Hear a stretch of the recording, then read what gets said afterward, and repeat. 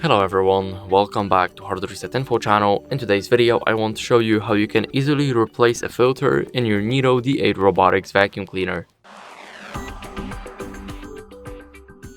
So first, what you guys need to do is open this up by pushing it with a finger. And now here is your filter. And to remove it, simply pinch it and now push it up. And now get a new filter.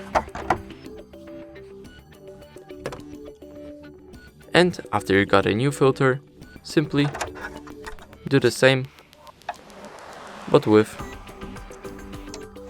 pushing it downwards and now pushing it so it's in.